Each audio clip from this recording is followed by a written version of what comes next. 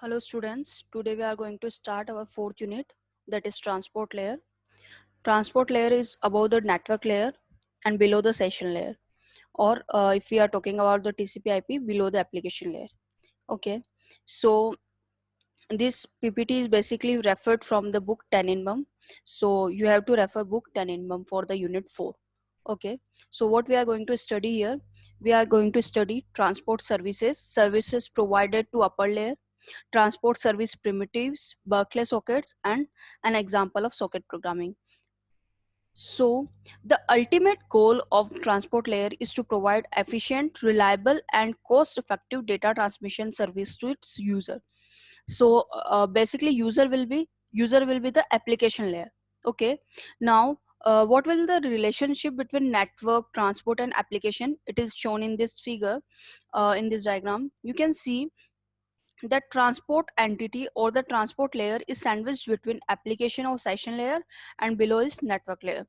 Here is transport entity of host 1 which want to send some data to transport entity of host 2. Okay, and the data is transferred in the form of transport protocol data unit, TPDU. Okay, and if it has the data for application layer, it will be sent again to application layer. Now you can see there is a application and transport interface. This is basically like a gate where application layer starts and transport layer ends. So it works like an interface.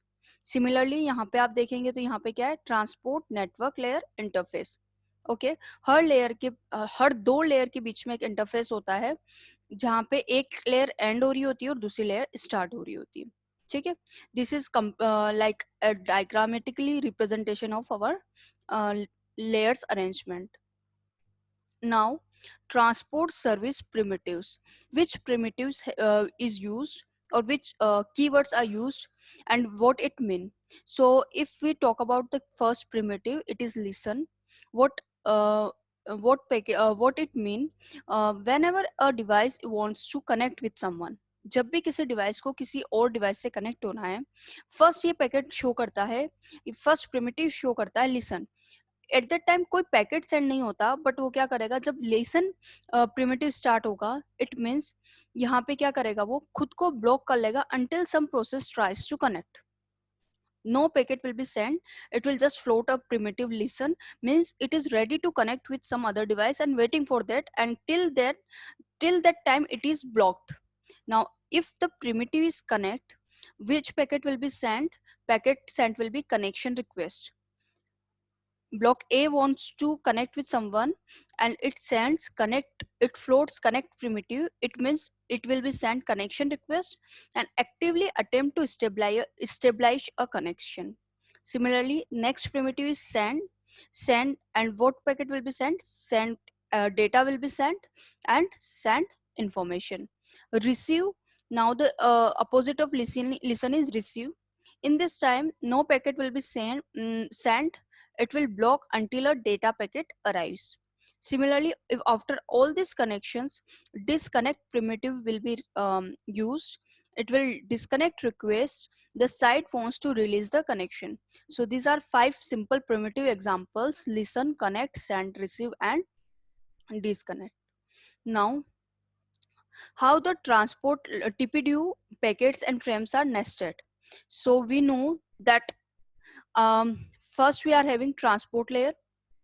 Okay, so TPDU first is the data link layer. Okay, then the first packet passes through the data link layer, then network layer, then transport layer, and after it will go to the application or sessional layer. So you can see first data will be if you are talking about TPDU. Okay, so first what transport layer will do, transport layer क्या करेगी, अपने transport TPDU का payload with TPDU header frame कर दिया. ठीक है, now ये data कहाँ जाएगा, नेटवर्क लेयर पे. ठीक है, ट्रांसपोर्ट लेयर से डेटा नीचे एक स्टेज नीचे, एक लेयर नीचे. अब ट्रांसपोर्ट लेयर ने तो इतना ही डेटा सेंड किया था फर्स्ट, है ना, first TPDU payload with TPDU header. अब नेटवर्क लेयर क्या करेगी, इस पैकेट को क्लब करेगी अपने हेडर में. मींस अब ये पूरा TPDU payload attached with TPDU header will work as the packet payload.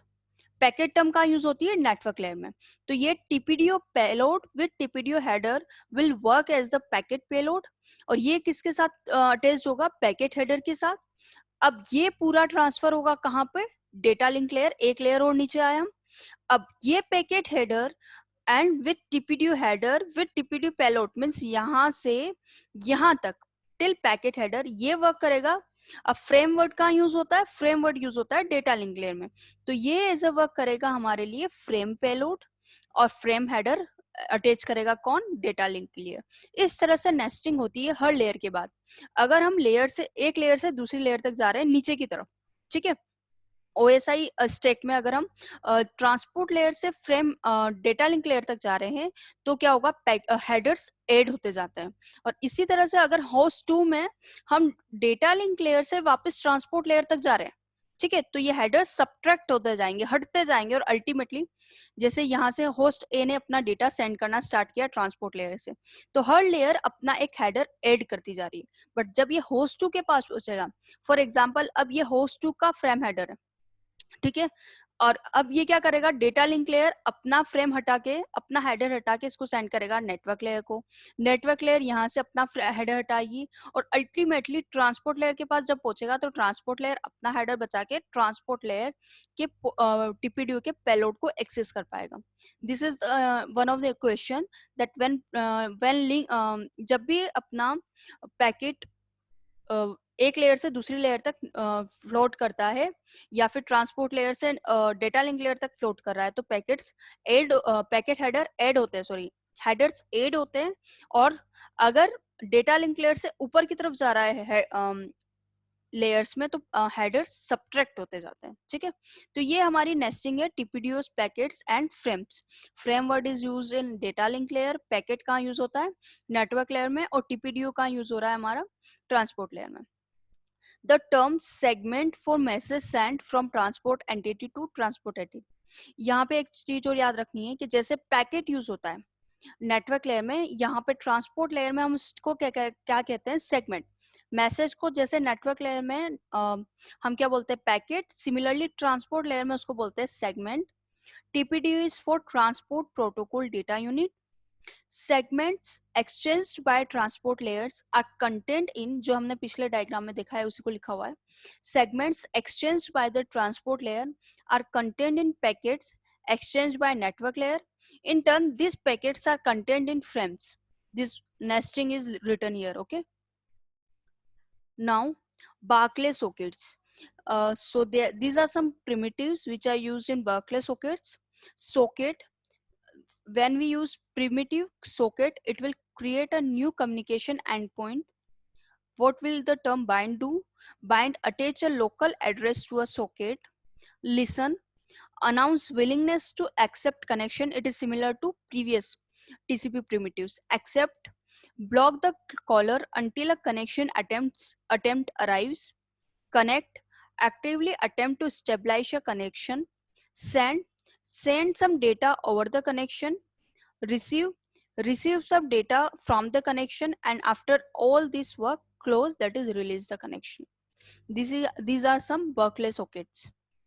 Now if you are able to do socket programming, if you will do this, then you can see these words here.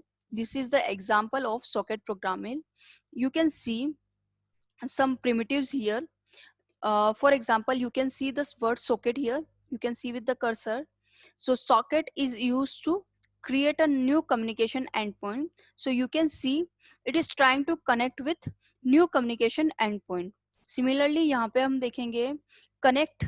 So it is trying to listening some channel. So this is the keyword connect here, primitive connect here. And after this you can see bind. You can see bind keyword here, listen here, and then accept.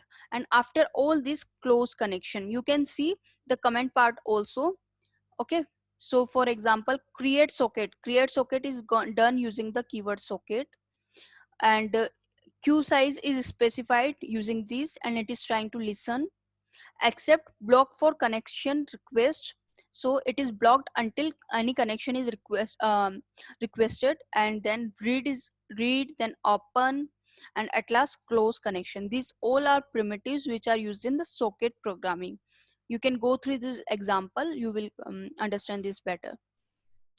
Now, elements of transport protocols. These are few elements of transport protocol: addressing, connection establishment, connection release, flow control and buffering, multiplexing, and then crash recovery. We will go through this one by one. Okay. So you can see the transport protocol arrangement here. Environment of the data link layer. For example, the first figure, the figure A showing environment of the data link layer, you can see here one point to point connection. Environment of the transport layer, you can see in a network one device is connected to another one. Now at the data link layer, two routers communicate directly via physical channel. You can see here this is denoting a router. So if we are working in the data link layer, two routers are connected directly by a physical channel. Okay. Now whether wired or wireless, whereas the transport layer, this physical channel is replaced by the entire network. Now these are routers in data link layer. Now these are routers in a transport layer, and these are connected by a network. Instead of a physical connection, these routers are connected by a network. This is the difference between the two environment of data link layer. Physical connection, routers are connected by the network. ठीक है, तो ये हमने data link layer और transport layer के environment को study किया. Now what is the difference between data link layer and transport layer? DLL for data link layer, TL for transport layer. In DLL, it is not necessary for a router to specify which router it wants to talk. In TL, explicit addressing of destination is required. यहाँ पे DLL में हमको एक address बताने की जरूरत नहीं है, बिकॉज ये पूरा पॉइंट टू पॉइंट कनेक्शन है. But as TL wants to connect with a net through a network, तो यहाँ पे हमको एक एक्सप्लिसिट एड्रेस देना पड़ेगा कि किस एड्रेस के थ्रू आपको डेस्टिनेशन पे पहुंचना है. Establishing a connection in data link layer over the fire is simple. You can see it here. It is a simple or a single physical communication. And initial connection establishment in transport layer is complicated. How? We will see it later in this presentation only. Data link layer works in point to point connection. In transport layer, the larger number of connection that must be managed. So transport layer environment is somehow complex, it wants to say this. Okay, so these are the two or three differences between environment of data link layer and environment of transport layer. Okay, now we are covering the first topic, addressing. When an application or a user process wishes to set up a connection to a remote application process, it must specify which one to connect to. सबसे पहले अगर किसी application process को connect करना है तो ये clear होना चाहिए कि कौन सी प्रोसेस से आपको कनेक्ट होना है. In the internet this end points are called ports.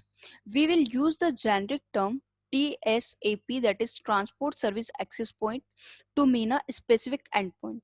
जब एप्लीकेशन लेयर से या यूजर को किसी से कनेक्ट करना है तो पहले तो आपको पता होना चाहिए कौन सा एड्रेस पे कनेक्ट करना है, और जहां पे कनेक्ट होगा that will be called port. और जब हम ट्रांसपोर्ट लेयर पे इस एड्रेस की बात कर रहे हैं तो उसको या उस पोर्ट की बात कर रहे हैं तो ट्रांसपोर्ट लेयर पे हम उसको बोलते हैं transport service access point. Similarly network layer पे हम उसको बोलेंगे network service access point. You can see the diagram here, host 1, host 2, and you can see network service access point at network layer. This is the network layer. This is the TSAP, that is transport service access point at the transport layer. Okay, now you can see at the host 2 there are two TSAP, 1522 and 1836, and here in host 1 you can see one TSAP, that is 1208. And now what this scenario is wants to say us, a possible scenario for transport connection is as follow. Step 1, a mail server process attaches itself to TSAP 1522 on host 2. यहाँ पे एक service connected है mail server, कहाँ पे? TSAP 1522 पे. Fine. Now it waits for incoming call.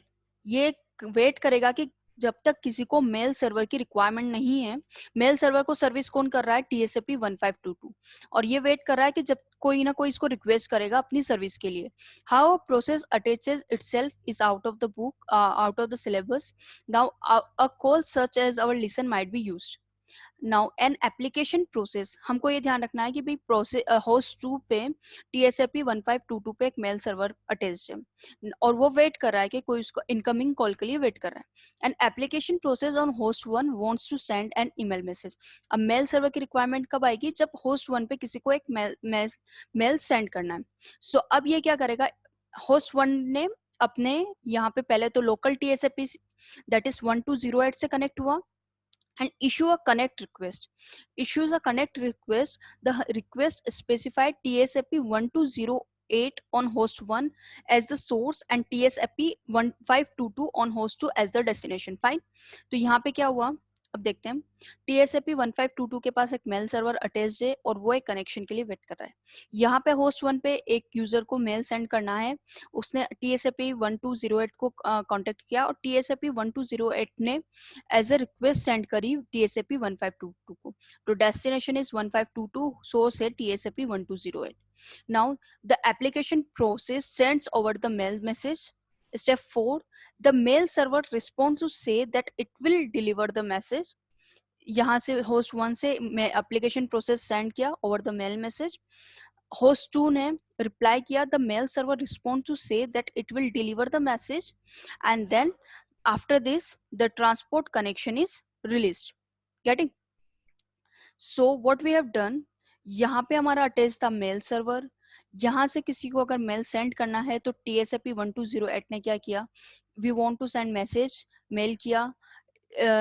TSAP 1522 promise that it will deliver the message and then it releases the connection. This is how addressing take place, and this is the complete scenario I have taken from the 10-in-1 book. Okay. Now how the connection is stabilized. How a user process in host 1 establishes a connection with a time of day server in host 2. User connected with the user, in which layer user works. User works in transport layer. It connect with user works in the application layer. It connect with one of the access point of transport layer, and then it is connected to process server of host 2. So instead of every conceivable server listening at a well-known TSAP, each machine that wishes to offer services to remote users has a special process server that acts as a proxy for less heavily used server. This server is called INETD on Unix systems. It listens to a set of ports at the same time, waiting for a connection request. Potential users for of a service begin by doing a connect request, specifying the TSAP address of the service they want. If no service is waiting for them, they get a connection to the process server as shown in figure A. So it is quite possible कि हर user को process server से connect नहीं होना है. तो जो भी user process server से कनेक्ट होना चाहता है वो कनेक्शन रिक्वेस्ट सेंड करता है TSAP को, और TSAP on behalf of that user connected to the process server. Okay. अब ये कब होगा, जब प्रोसेस सर्वर अवेलेबल है. This happens doing a connect request. Potential user of service begin by doing a connect request, specifying the TSAP address of the service they want. If no server is waiting, that is the first one, then it will get the connection as shown in figure A. If the connection, if there is no server, then in figure 2 it will wait for a time and then process server will be available. This is how the connection is stabilized. Now connection establishment. Now you can see the three scenario, and these are the interesting one. Three protocol scenarios for establishing a connection using a three-way handshaking, and CR denotes the connection request. So first you see the first figure, A operation. This is denoting host 1, this is denoting host 2, and this vertex is showing the time. अब क्या हो रहा है, host 1 ने connection request send करी, CR that is connection request send करी किसको, host 2 को, and with the sequence of X. Host 1 wants to connect and इसका सीक्वेंस नंबर क्या है इस रिक्वेस्ट का x। होस्ट 2 को अब क्या करना पड़ेगा, एक्नोलेज करना पड़ेगा। होस्ट 2 ने यहाँ से सेंड किया acknowledgement, wait, it sends the acknowledgement, acknowledgement का सीक्वेंस क्या है y, and it also sending acknowledgement equals to x। So it's like a piggy banking, ये यहाँ पे क्या कर रहा है, सीक्वेंस y भी सेंड कर रहा है दैट इज डेटा, और साथ साथ एक्नोलेजमेंट का नंबर भी सेंड कर रहा है इक्वेस्ट x। नाउ यहाँ से कनेक्शन की रिक्वेस्ट थी, इसने एक्नोलेजमेंट भेजा, तो अब थर्ड वे में क्या आएगा, डेटा सेंड करेगा, डेटा ऑफ सीक्वेंस x, और it is also sending acknowledgement for y। Means जो होस्ट 2 ने डेटा सेंड किया था उसका एक्नोलेजमेंट सेंड किया होस्ट 1 ने, और यहाँ पे इसने डेटा भेजा कौन सा, सीक्वेंस का x वाला। ठीक है, now in the next we can see अब आगे क्या होगा, अगर इसने एक्नोलेजमेंट भेज दिया है y का, तो अब होस्ट 2 y डेटा सेंड कर पाएगा। ठीक है, तो ये जो है ये हम पढ़ चुके हैं, इट इज पिगी बैंकिंग, ये एक्नोलेजमेंट भी भेज रहा है और साथ साथ में रिक्वेस्ट भी भेज रहा है that it wants to send some data. This is called three-way handshaking and this is the normal operation। ठीक है, अब यहाँ पे बी पार्ट देखना, B figure, host 1 and host 2, यहाँ पे क्या हुआ, old connection request appear out of nowhere. So you can see here host 2 get a old duplicate request, connection request sequence x। अब होस्ट 2 को मिला है cr sequence x, but it is not send by host 1, it is duplicate, जो पहले यहाँ पे user ने send करी थी होस्ट 1 ने, वो यहाँ पे इसको मिली। ठीक है, बट होस्ट 2 क्या कंसीडर करेगा कि ये सेंड किसने करी है, होस्ट 1 ने। ये क्या करेगा, एक्नोलेजमेंट भेज देगा x के लिए जो यहाँ पे फ्रेम सेंड करी थी सेम, और ये सीक्वेंस y के लिए रिक्वेस्ट। अब यहाँ पे जब इसको एक्नोलेजमेंट मिलेगा x का, तो अब इसको पता पड़ेगा कि कहीं ना कहीं से होस्ट 2 को ओल्ड डुप्लीकेट फ्रेम सेंड हो गई है, ओल्ड डुप्लीकेट फ्रेम रिसीव हो गई है किसको, होस्ट 2 को। तो ये क्या करेगा, इसको रिजेक्ट कर देगा। इससे इसको क्या पता पड़ेगा होस्ट 2 को कि जो मुझे फ्रेम मिली थी फर्स्ट टाइम पे, या तो वो डुप्लीकेट थी या फिर वो ब्रोकन थी। ठीक है, next one is duplicate connection request and duplicate acknowledgement. यहाँ पे क्या था, डुप्लीकेट कनेक्शन रिक्वेस्ट। अब यहाँ पे क्या है, डुप्लीकेट कनेक्शन रिक्वेस्ट भी है जो होस्ट 1 से होस्ट 2 तक पहुंच रही है, और यहाँ पे डुप्लीकेट एक्नोलेजमेंट भी है जो होस्ट 1 से होस्ट 2 तक जा रहा है। तो यहाँ पे फर्स्ट में क्या हुआ, डुप्लीकेट रिक्वेस्ट आई किसको, होस्ट 2 को। इट अज्यूम के होस्ट 2 अज्यूम करेगा कि वो होस्ट 1 से आई है, उसने उसका एक्नोलेजमेंट और खुद के लिए सीक्वेंस की डिमांड कर ली। अब यहाँ पे क्या करेगा, यहाँ पे इसको एक और क्या मिल गया है, ऑल डुप्लीकेट एक्नोलेजमेंट भी मिल गया है। इसने एक्नोलेज भी भेज दिया sequence of x and acknowledgement for Z. जब इसको जेड का एक्नोलेजमेंट मिलेगा तब इसको लगेगा कि ठीक है मुझे कहीं से ओल्ड डुप्लीकेट रिक्वेस्ट मिली है, और ये क्या करेगा, रिजेक्ट कर देगा। क्यों, जैसे ही इसके पास सीक्वेंस वाई आया और एक्नोलेजमेंट ऑफ एक्स आया, then host will come to know कि यहाँ पे इसने कहीं ना कहीं से डुप्लीकेट रिक्वेस्ट यहाँ पे सेंड हो गई है होस्ट 2 को, तो ये इसको रिजेक्ट करेगा। और इन बिटवीन दिस एक और डुप्लीकेट एक्नोलेजमेंट भी पहुंच जाएगा होस्ट 2 तक। तो ये कुछ प्रॉब्लम है जो कनेक्शन स्टेबलिशमेंट के टाइम पे आती है, और ये जनरली अकर होती है। This is the normal operation ideally ऐसा होना चाहिए कि कनेक्शन रिक्वेस्ट आया, इसने एक्नोलेजमेंट भेजा, और साथ के साथ अपने डेटा की रिक्वेस्ट भी भेज दी, यहाँ से एक्नोलेजमेंट आया, सॉरी डेटा आया और एक्नोलेजमेंट आ गया दैट फॉर होस्ट 2। बट ऐसा जनरली नहीं होता है, बहुत सारे डुप्लीकेट पैकेट्स नेटवर्क में फ्लोट कर रहे होते हैं, डुप्लीकेट फ्रेम कर रही होती है, और वो जनरली होस्ट 1 या होस्ट 2 तक एनकाउंटर हो जाती है। So these are the two way. जब पहला क्या था कि कनेक्शन रिक्वेस्ट डुप्लीकेट थी, यहाँ पे डुप्लीकेट कनेक्शन रिक्वेस्ट के साथ डुप्लीकेट एक्नोलेजमेंट भी यहाँ पे पहुंच रहा था। ठीक है, नाउ कनेक्शन रिलीज, कैसे कनेक्शन रिलीज होगा, यहाँ पे होस्ट 1 है, यहाँ होस्ट 2 है। पहले कनेक्शन रिक्वेस्ट स्टेबलाइज करी होस्ट 1 ने होस्ट 2 के थ्री कि मुझे कनेक्शन स्टेबलाइज करना है। होस्ट 1 ने रिक्वेस्ट भेजी होस्ट 2 को, होस्ट 2 ने उसको एक्नोलेज कर दिया। ठीक है, अब एक्नोलेजमेंट आ गया होस्ट 2 का होस्ट 1 के पास, मतलब अब मैं डेटा सेंड कर सकता हूँ। होस्ट 1 ने डेटा सेंड किया होस्ट 2 को। ठीक है, और यहाँ से जब डेटा डिसकनेक्ट रिक्वेस्ट अकर हुई किसकी, होस्ट 2 ने डेटा डिसकनेक्ट रिक्वेस्ट सेंड कर दी होस्ट 1 को, और यहाँ से होस्ट 1 और डेटा सेंड कर रहा था। पहला एक फ्रेम में डेटा सेंड हुआ, होस्ट 1 जब second frame of data send कर रहा था, at that same time host 2 ने यहाँ से disconnect request, DR for disconnection request, disconnect request send करी। तो यहाँ पे क्या हुआ, जब ये इंटरसेक्ट हुए तो यहाँ पे क्या हुआ, नो डेटा आर डिलीवर्ड। यहाँ से डिस्कनेक्ट रिक्वेस्ट जब इंटरसेक्ट हुई तो no data delivered after a disconnect request, तो ये डेटा फ्रेम रिजेक्ट हो जाएगी, ये डिलीवर नहीं होगी होस्ट 2 को। This how connection request connection release work, and यहाँ पे क्या हुआ, डेटा का लॉस हो रहा है। Now connection release, connection release के लिए एक इंटरेस्टिंग प्रॉब्लम है, two army problem. Two army problem कैसी है, यहाँ पे आप देख सकते हैं एक ब्लू आर्मी है, ब्लू आर्मी दो टुकड़ों में डिस्ट्रीब्यूटेड है, यहाँ पे 2 बंदे हैं और यहाँ पे भी 2 पीपल है, ठीक है।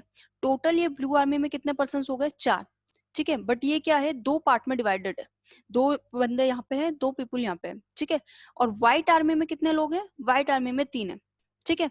तो ये जब ब्लू आर्मी जब एक साथ अटैक करेगी तो ये पावर में ज्यादा है क्योंकि ये 4 लोग हैं, बट व्हाइट आर्मी क्या है, 3 है, ठीक है। बट ब्लू आर्मी के पास ड्रॉबैक क्या है कि ये 2 पार्ट में डिवाइडेड है, ठीक है। तो अब जब इनको अटैक करना हो तो क्या होगा, ब्लू आर्मी क्या कहेगी कि अगर हम दोनों पार्टी, ब्लू आर्मी की दोनों दोनों टुकड़ी जब एक साथ अटैक करेगी तो हम जीत सकते हैं, और अदरवाइज हम नहीं जीत पाएंगे क्योंकि व्हाइट आर्मी में 3 लोग हैं। तो अब एक साथ अटैक करने के लिए इनको क्या करना पड़ेगा, ब्लू आर्मी पार्टी 1 और पार्टी 2 को क्या करना पड़ेगा, एक आपस में कनेक्शन स्टेबलाइज करना पड़ेगा। कैसे, ब्लू आर्मी को ऐसा मैसेज सेंड करना पड़ेगा ब्लू आर्मी 2 को कि जब हम आपस में सिंक्रोनाइज हो जाए और एक साथ अटैक करें, कहाँ पे, व्हाइट आर्मी पे। अब दिक्कत क्या है कि व्हाइट आर्मी जो है वो बीच में है, तो ब्लू आर्मी को जब कोई मैसेज सेंड करना है, ब्लू आर्मी 1 को ब्लू आर्मी 2 को अगर कोई मैसेज सेंड करना है तो वो किस रास्ते से जाएगा, व्हाइट आर्मी के रास्ते से, और ये बीच में इंटरसेप्ट हो सकता है। तो अब क्या वर्क होगा, फॉर एग्जाम्पल ब्लू आर्मी ने यहाँ से मैसेज सेंड किया, ब्लू आर्मी पार्ट 1 ने, कि we will attack on 29 April at 3 PM। अब ये मैसेज कैसे भी करके व्हाइट आर्मी को सरपास करके यहाँ पे पहुंच गया ब्लू आर्मी 2 के पास। ब्लू आर्मी 2 ने ठीक है मैसेज पढ़ लिया कि we will attack on 29 April at 3 PM। अब अगर ये ब्लू आर्मी 2 इसको एक्नॉलेजमेंट नहीं भेजे, किसको, पार्टी 1 को, तो ब्लू आर्मी 1 को क्या लगेगा कि मैसेज कहीं ना कहीं यहाँ पे गायब हो गया, या इन्होंने पढ़ लिया, या उसको ऑथेंटिक नहीं रहा, उसको चेंज कर दिया गया। तो अब ब्लू आर्मी 2 को क्या करना पड़ेगा, ब्लू आर्मी 2 को यहाँ से वापस एक्नॉलेजमेंट भेजना पड़ेगा कि ठीक है हम एग्री करते हैं, वी विल अटैक। यहाँ से मैसेज वापस से एक्नॉलेजमेंट का कहाँ पहुंचा, ब्लू आर्मी की पार्टी 1 तक। अब ब्लू आर्मी की पार्टी 1 तक मैसेज पहुंच गया है ब्लू आर्मी पार्टी 2 का, बट अब इसको क्या करना पड़ेगा, ब्लू आर्मी 2 क्या अटैक कर देगी 29 अप्रैल को 3 PM पे, नहीं। क्यों, क्योंकि अभी भी ये श्योरिटी नहीं है, जो ब्लू आर्मी पार्टी 2 ने एक्नॉलेजमेंट भेजा क्या वो ब्लू आर्मी पार्टी 1 को मिल चुका है, ये नहीं पता। इसके लिए वापस से ब्लू आर्मी पार्टी 1 को एक्नॉलेजमेंट भेजना पड़ेगा कि हमको मिल गया है, कि आप लोग एग्री है, ये हमको मैसेज मिल चुका है and we are agree. Again blue army party 2 के पास जब मैसेज आया तो अब क्या ब्लू आर्मी पार्टी 1 में से अटैक कर देगी, नहीं, वो वापस से एक्नॉलेजमेंट भेजे की वेट करेगी कि उनको एक्नॉलेजमेंट मिला या नहीं। इस तरह से हैंड शेकिंग का प्रोसेस चलता है। तो 4 वे हैंड शेकिंग तक की पॉसिबिलिटी आ जाती है कि पहले इन्होंने मैसेज भेजा, ये एक्नॉलेजमेंट का वेट कर रहे हैं, फिर यहाँ से एक्नॉलेजमेंट पहुंचा तो ये एक्नॉलेजमेंट का वेट कर रहे हैं, and this is how work. तो हम भी यहाँ पे वही कर रहे हैं कि ये टू आर्मी प्रॉब्लम ही यही है कि अल्टीमेटली कोई अटैक ही नहीं कर पाएगा, क्योंकि एक दूसरे के एक्नॉलेजमेंट का ही वेट करते रह जाएंगे। नाउ कनेक्शन रिलीज में 4 protocol scenario for releasing a connection. अभी जब हमने कनेक्शन रिलीज किया तो कुछ डेटा लॉस हो गया, तो अब और क्या सिनेरियो हो सकते हैं डेटा रिलीज कनेक्शन रिलीज करने के। First figure A, normal case of 3 way handshaking, host 1 send disconnect request with a start timer. यहाँ पे इसने टाइमर भी स्टार्ट किया और एक डिस्कनेक्ट रिक्वेस्ट सेंड करी, किसको, होस्ट 2 को। होस्ट 2 को डिस्कनेक्ट रिक्वेस्ट मिली, इसने भी यहाँ पे क्या किया, अपनी डिस्कनेक्ट रिक्वेस्ट जनरेट करी और एक टाइमर स्टार्ट किया। रिलेज कनेक्शन, ये यहाँ पे इसको एक्नॉलेजमेंट भेज रहा है, जैसे ही होस्ट 2 के डिस्कनेक्ट रिक्वेस्ट मिली होस्ट 1 को, होस्ट 1 ने अपने एंड पे रिलीज कर दिया कनेक्शन को और यहाँ से एक्नॉलेजमेंट भेज दिया। जैसे ही डिस्कनेक्ट रिक्वेस्ट का होस्ट 2 को एक्नॉलेजमेंट मिला, यहाँ पे भी कनेक्शन रिलीज हो गया और अल्टीमेटली दोनों पार्टीज ने अपना कनेक्शन रिलीज कर दिया। This is the normal way of operation. जब पार्टी 1 से पार्टी 2 के या होस्ट 1 से होस्ट 2 के पास डिस्कनेक्ट रिक्वेस्ट आई, होस्ट 2 ने उसको एक्नॉलेज करके अपना एक्नॉलेज कैसे किया, खुद से भी डिस्कनेक्ट रिक्वेस्ट भेज दी। ऐसा नहीं कि एक्नॉलेजमेंट सिग्नल भेजा, इसने खुद से भी डिस्कनेक्ट कि हाँ मैं भी डिस्कनेक्ट होना चाहता हूँ। तो जैसे ही ये वाली फ्रेम होस्ट 1 को मिली, उसने अपना कनेक्शन रिलीज करके एक्नॉलेजमेंट सेंड कर दिया और जैसे ही इस डिस्कनेक्ट रिक्वेस्ट का एक्नॉलेजमेंट मिला होस्ट 2 को, उसने अपना कनेक्शन रिलीज कर दिया। This is normal case and this is called 3-वे हैंडशेकिंग। नाउ पार्ट 2 क्या है कि अगर यहाँ पे होस्ट 1 ने अपना सेंड किया डिस्कनेक्ट रिक्वेस्ट और टाइमर के स्टार्ट किया टाइमर, यहाँ से होस्ट 2 ने डिस्कनेक्ट किया रिक्वेस्ट और डिस्कनेक्ट रिक्वेस्ट के लिए रिक्वेस्ट करी और यहाँ पे जैसे ही डीआर का एक्नॉलेजमेंट डीआर की फॉर्म में मिला, तो सेम ऑपरेशन ये तो अपना होस्ट 1 ने तो क्या किया, अपना कनेक्शन रिलीज कर दिया, बट साथ के साथ एक्नॉलेजमेंट भी सेंड किया कि हाँ तुम भी डिस्कनेक्ट कर दो अपना रिक्वेस्ट। खुद का कनेक्शन रिलीज किया और एक्नॉलेजमेंट भेजा कि हाँ डिस्कनेक्ट रिक्वेस्ट के लिए मेरी तरफ से एक्नॉलेजमेंट है। बट वॉट इफ के ये एक्नॉलेजमेंट लॉस्ट हो जाए, तो ये क्या करेगा, होस्ट 2 वेट करता रहेगा कब तक, जब तक ये टाइमर आउट नहीं होगा और फिर ये रिलीज कर पाएगा कनेक्शन। दो वे है कि जब होस्ट 2 का डिस्कनेक्ट रिक्वेस्ट इन्होंने होस्ट 1 ने अप्रूव कर दिया, एक्नॉलेज कर दिया, बट जब वो एक्नॉलेजमेंट लॉस हो गया तो क्या होगा, टाइम आउट तक होस्ट 2 को वेट करना पड़ेगा और बाद में उसका कनेक्शन रिलीज होगा। ठीक है, अब कनेक्शन रिक्वेस्ट का पार्ट सी और डी। इसमें क्या हुआ, होस्ट 1 ने क्या किया अपने लिए, होस्ट 1 ने यहाँ से सेंड किया सेंड डिस्कनेक्ट रिक्वेस्ट। ये डिस्कनेक्ट रिक्वेस्ट कहाँ पहुंची, होस्ट 2 के पास। अब अगेन होस्ट 2 ने क्या किया, सेंड डिस्कनेक्ट रिक्वेस्ट, बट जब होस्ट 2 ने अप्रूव किया और अपनी तरफ से डिस्कनेक्ट रिक्वेस्ट सेंड करी किसको, होस्ट 1 को, वो फ्रेम लॉस्ट हो गई। अब होस्ट 1 ने टाइम टाइम आउट जितना वेट किया and again disconnect request send करी और जब होस्ट 2 ने उसको अप्रूव किया तो डिस्कनेक्ट रिक्वेस्ट का approval as a disconnect request पहुंचा, तब जाके होस्ट 1 ने उसको रिलीज किया and at the same time इसने एक्नॉलेजमेंट भी सेंड किया। तो क्या हो सकता है, थर्ड केस ये हो सकता है कि आपने जो रिस्पॉन्स किया है होस्ट 2 ने वो भी लॉस हो जाए। फोर्थ केस क्या है, response lost and subsequent DR, दोनों कॉम्बिनेशन पार्ट बी और सी का। होस्ट 1 ने अपनी तरफ से डिस्कनेक्ट रिक्वेस्ट सेंड करी और टाइमर स्टार्ट किया। ये डिस्कनेक्ट रिक्वेस्ट होस्ट 2 तक पहुंची, होस्ट 2 ने अपने से एंड पे डिस्कनेक्ट रिक्वेस्ट जनरेट करी फ्रेम से और अपना टाइमर स्टार्ट करा, बट होस्ट 2 का जो डिस्कनेक्ट रिक्वेस्ट था वो लॉस्ट हो गया। अब ये वाला होस्ट ये सी पार्ट जैसा केस हो गया, इसने टाइम आउट तक वेट किया, अगेन डिस्कनेक्ट रिक्वेस्ट सेंड करी, बट यहाँ से वापस से डिस्कनेक्ट रिक्वेस्ट भी लॉस्ट हो गई। होस्ट 2 क्या करेगा, टाइम आउट जितना वेट करेगा और फिर अपना कनेक्शन रिलीज करेगा। ये वापस टाइम आउट जितना वेट करेगा, कितने टाइम आउट जितना, एन टाइम आउट जितना, एंड देन ये रिलीज करेगा। तो क्या हमको कंक्लूजन क्या मिला, it should be clear that releasing a connection without data loss is not nearly as simple as appear. तो कहीं ना कहीं डेटा लॉस होगा ही। जैसे पहले हमने देखा कि यहाँ पे नॉर्मल ऑपरेशन हो रहा था, बट यहाँ पे इतना डेटा, एक फ्रेम जितना डेटा लॉस हुआ। फिर हमने देखा कि अगर इस तरह से कुछ हो जो आइडियल कंडीशन है तो डेटा लॉस ना हो। फिर हमने देखा कि एक्नॉलेजमेंट ही लॉस हो जाएगा तो भी डेटा लॉस हो सकता है। फिर थर्ड केस में हमने रिस्पॉन्स जो आया होस्ट का वो लॉस हो गया।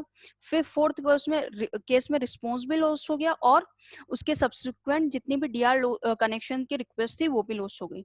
सो हमने ये कंक्लूड किया कि डेटा लॉस के बिना डेटा डिस्कनेक्ट करना कनेक्शन को इज नियरली इम्पॉसिबल। ओके, तो आज के लिए इतना काफी है, नेक्स्ट पार्ट में इसको कंटिन्यू करेंगे। Okay, thank you.